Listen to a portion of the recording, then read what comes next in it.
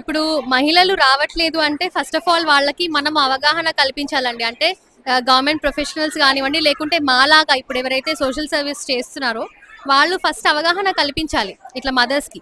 ఇట్లాంటిది ఒకటి ప్రోగ్రామ్ ఉంది మీరు అటెండ్ అవ్వండి అనేసి. ఓకే. మేము ఇది సర్వీస్ త్రూ చేస్తున్నాం కాబట్టి మీరు ఆన్‌లైన్ అవైల్ చేసుకోవచ్చు. అట్లనే ఆఫ్‌లైన్ అవైల్ చేసుకోవచ్చు. ఇప్పుడు గవర్నమెంట్ ఆఫ్ తెలంగాణ నుంచి మాకు హైదరాబాద్‌లో మేము ప్రతి బస్సు దవాఖానాకెళ్ళి అక్కడ అంగన్వాడీ సెంటర్‌లో మదర్స్‌ని పూల్ చేసి అక్కడ కూడా సెషన్స్ చేస్తున్నాం మేము. సో రెస్పాన్స్ చాలా బాగుంది. ఇప్పుడు ఆల్మోస్ట్ 6 ఇయర్స్ నుంచి ఆరిజనని అనేది ఈ క్యాంప్ నడుపుతున్నామండి ప్రెగ్నెంట్ మదర్స్‌కి. సో రిజల్ట్స్ అయితే చాలా బాగున్నాయి. ఎవరైతే పిల్లల్ని ఈ ప్రోగ్రామ్ అటెండ్ అయ్యి కన్నారో వాళ్ళ పిల్లలు చాలా ఎక్స్ట్రాడినరీగా పర్ఫామ్ చేస్తున్నారు. అది మెంటల్‌గా కానివ్వండి, లేకుంటే ఫిజికల్ హెల్త్ కానివ్వండి చాలా బాగుంది వాళ్ళది. అంటే ఇట్లాంటి ప్రైవేట్ ఆర్గనైజేషన్లు మాత్రమే సహకారంతో ఇట్లాంటి ఆర్గనైజేషన్ నడుస్తున్నాయి. కానీ గవర్నమెంట్ ఎందుకు అని చెప్పేసి దృష్టి సాధిస్తలేదు ఇట్లాంటి అవేర్నెస్ కోసం? అంటే ఇంతకుముందు జరిగినటువంటి హెచ్ఐవి కానీ కలరా కానీ దాని మీద పెట్టినటువంటి గవర్నమెంట్ ఇట్లా వచ్చేసరికి అంటే మెయిన్గా ఏదైతే తెలంగాణలో ఇంపార్టెంటో అంటే బిడ్డ కానీ తల్లి కానీ సంబంధించినటువంటి ఇట్లాంటి దానికి ఎందుకు అంత అవేర్నెస్ కల్పించలేకపోతుంది? ప్రైవేట్ ఆర్గనైజేషన్ మాత్రం వల్లనే ఇట్లాంటి అవేర్నెస్ ఎందుకు ముందుకు వెళ్తుందంటారు?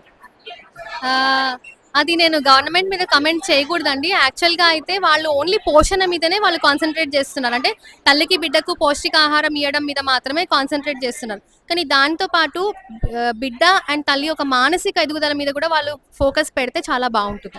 అంటే ఇప్పుడు ఏదైతే ఈ అవగాహన సదస్సులో అంటే మీరు ఏం కొత్తగా చెప్తారు? అంటే కొత్తగా న్యూట్రిషన్స్ ఏదైనా చెప్తారా? లేకపోతే యోగా అంటే ఏది? అంటే ఇంతకు ముందు ఉన్నటువంటి పుస్తకాల్లో కానీ గవర్నమెంట్ ఇంతకుముందు అవేర్నెస్ ఏదైతే క్రియేట్ చేసిందో అది కాకుండా భిన్నంగా ఇప్పుడు ఏదైతే ఈ అవేర్నెస్‌లో ఉందో అది ఏముండబోతుంది మేడం?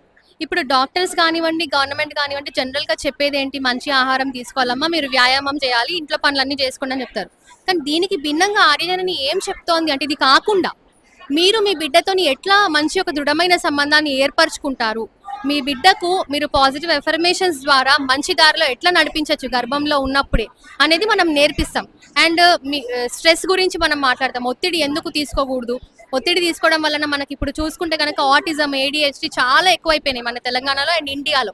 ఇంతకుముందు 100 మంది పిల్లల్లో ఇద్దరికి ముగ్గురికి ఉండే ఈ ఆటిజం, ఏడిహెచ్డి ఇప్పుడు 100 మందిలో 20-30 మంది పిల్లలకి వస్తుందండి. అది ఎందుకు అంటే ప్రెగ్నెన్సీ పట్ల తల్లి కాన్షియస్గా ఉండకపోవటమే.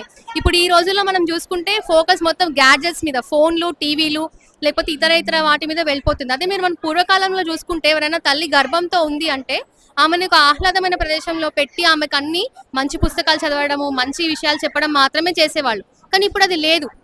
ఈ రన్నింగ్ లైఫ్లో జాబ్స్తో కొంత బిజీగా ఉన్నా కూడా ఇంటికి వచ్చిన తర్వాత వాళ్ళ స్ట్రెస్ కానివ్వండి, లేకుంటే ఫోన్స్ వాడడం లాంటి వాటిలోనే నిమగ్నం అయిపోతున్నారు.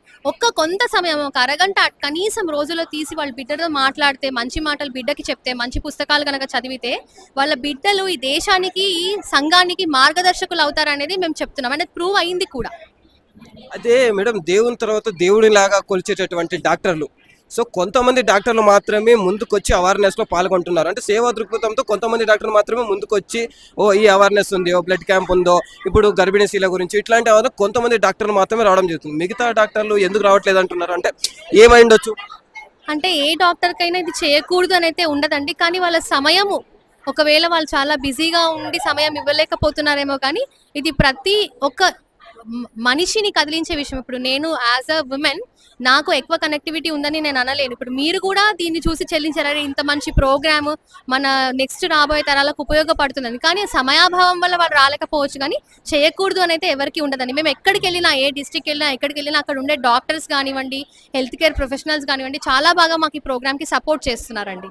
అయితే ఇప్పుడు ఏదైతే గర్భిణీ స్త్రీల కోసం ఏదైతే ఈ అవేర్నెస్ అనేది స్ప్రెడ్ చేస్తున్నారు కదా, ఇది తెలంగాణ యావత్తు మొత్తము తీసుకెళ్లాలనే ఒక లక్ష్యంతో మీరు ముందుకు వెళ్తున్నారా, లేకపోతే ఓన్లీ ఒక 4-5 సిటీస్ వరకు పరిమితం అవుతుందా ఇది? లేదండి, ఇది యాక్చువల్గా దేశం మొత్తం తీసుకెళ్ళాలి అనేది ఉన్నాము. ఆల్రెడీ విశాఖపట్నంలో కూడా, హైదరాబాద్లో ఎట్లయితే రెగ్యులర్ ప్రోగ్రామ్స్ చేస్తామో విశాఖపట్నంలో స్టార్ట్ అయింది. త్వరలో విజయవాడలో కూడా స్టార్ట్ అవ్వబోతోంది. అట్లానే బెంగళూరు, ముంబై ఇట్లా మా అన్ని సిటీస్కి మేము ఇది తీసుకెళ్ళడానికి చూస్తున్నాం. ఆల్రెడీ ఇప్పుడు మా online sessions through out India నుంచి రిజిస్టర్ అవుతారండి మదర్స్. ఆన్లైన్ సెషన్స్కి మాత్రం దేశం నలుమూలల నుంచి అటెండ్ అవుతున్నారు అండ్ వాళ్ళు బెనిఫిట్ అవుతున్నారు. త్వరలోనే మాకు ఇంకా ఇట్లాంటి వాలంటీర్స్ ఎక్కువ దొరికితే ప్రతి సిటీలో స్టార్ట్ చేయాలి, ప్రతి తల్లికి ఈ విషయం తెలియాలి అనేది మా ఉద్దేశం. Thank you madam.